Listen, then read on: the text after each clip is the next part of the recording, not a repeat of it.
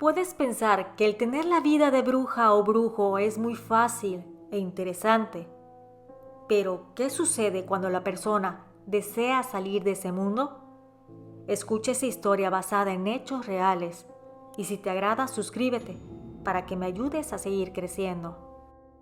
Ya no hay vuelta atrás. Has entrado a mi casa, así que ponte cómodo y cierra los ojos y vivamos juntos con el miedo.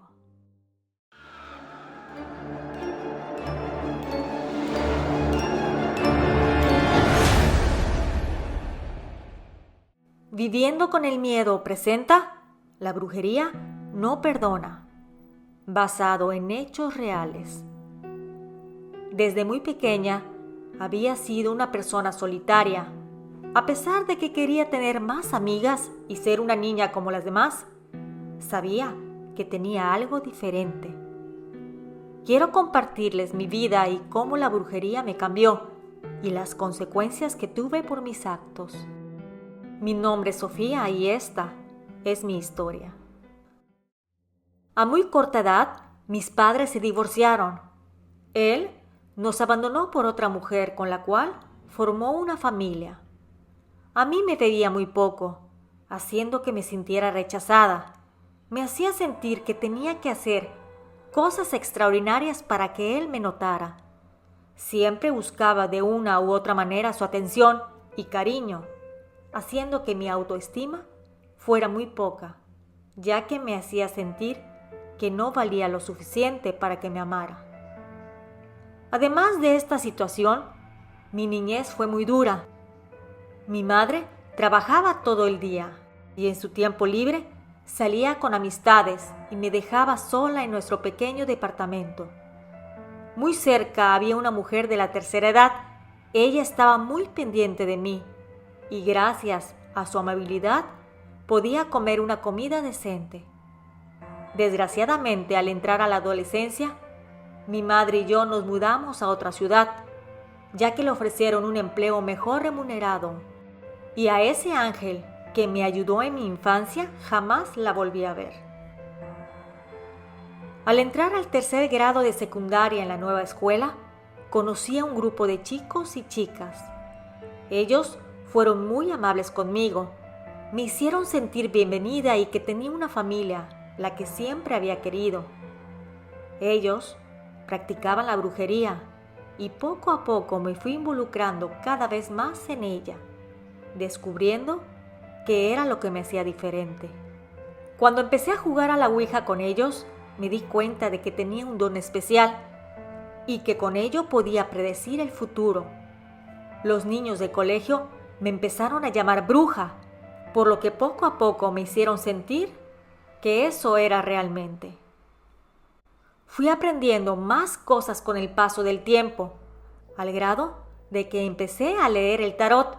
Había mucha gente que venía a buscarme para pedirme ayuda, y en mi mente pensaba que como ayudaba a las personas a mejorar su vida, no había nada de brujería negra en esto. Yo pensaba que era católica con el don de predecir el futuro y que no había nada malo, pero a pesar de llevar a la par mi religión, me gustaba leer libros de ocultismo para saber y conocer qué más podría hacer. Buscaba, en pocas palabras, adquirir más conocimiento acerca de la brujería. Terminé la preparatoria y empecé la universidad, pero decidí dejarla para dedicarme de tiempo completo a la brujería. También me mudé de casa, viviendo por mi cuenta, ya que mi madre se había casado con otra persona y prefería no vivir ahí. Con el paso del tiempo, conocí a una mujer. Ella practicaba vudú. Me dijo que sus ancestros eran africanos y que habían pasado de generación en generación esos conocimientos. Sin embargo, me aclaró que estaba dispuesta a enseñármelos por los dones que tenía y que jamás se había casado y nunca tuvo hijos, por lo que deseaba que su brujería continuara conmigo. Yo acepté su propuesta. A mí me pareció fascinante aprender algo más poderoso, por así decir. Así que empecé a aprender más y más con aquella mujer, y cada día que pasaba, algo me arrastraba hacia la oscuridad. Antes, cuando únicamente utilizaba la ouija y leer las cartas del tarot, me enfocaba en la vida de la persona que consultaba. Quería ayudarla y que mejorara. Sí pedía una retribución monetaria porque era un trabajo para mí, ya que con eso me mantenía. Pero al adentrarme al vudú, mi línea entre el bien y el mal estaba cada vez más borrosa, ya que solo me preocupaba que mi poder aumentara, que hiciera más cosas interesantes a la vez, al grado de no importarme si el trabajo era para tener más dinero, un amarre de amor o una venganza. Recuerdo que pasaron unos 4 años de haber iniciado con el vudú y ya con un título de bruja bien merecido, desperté a mitad de la madrugada y fui al baño. Este era iluminado por una luz tenue que provenía de la calle. Vi mi reflejo en el espejo y pude observar que mis ojos eran de color rojo, como si estuvieran encendidos. En ese momento me asusté muchísimo y me cayó de golpe la idea de que lo que estaba haciendo no era lo correcto. Fui a mi cama y me acosté.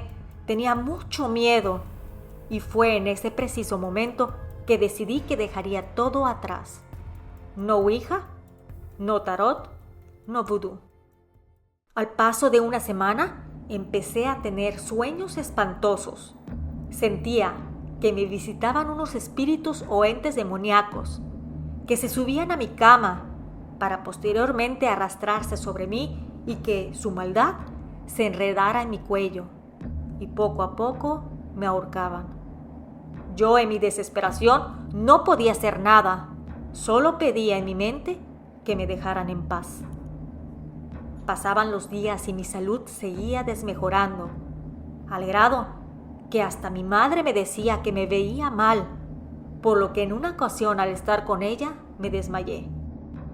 De inmediato me llevaron al hospital y ahí, después de varios estudios, no podían determinar qué tenía. Simplemente mi salud estaba muy grave y no sabían cómo solucionarlo. Estando ahí en la cama del hospital, tuve un sueño extraño, donde venían varias entidades a reclamarme el haber dejado la práctica de la brujería, que debería de regresar, que hiciera algunos sacrificios, rituales y ciertas otras cosas que no deseo compartir, y que con eso ellos me perdonarían y sanarían mis males. Yo desperté con sobresalto, pensando que tal vez lo que me estaba sucediendo era por dejar esa vida atrás, pero estaba dispuesta a salir adelante, ya que como católica entendía los riesgos, aunque tarde, de que mi alma estuviera condenada. Estuve internada en el hospital unos 5 días. Después fui a casa de mi madre un tiempo, pero aún ahí las visiones demoníacas y visitas de los entes hacían acto de presencia. Pero yo estaba decidida a renovar mi vida y mi alma. Fui a una iglesia en busca de ayuda y consejo, y ahí un padre platicó conmigo.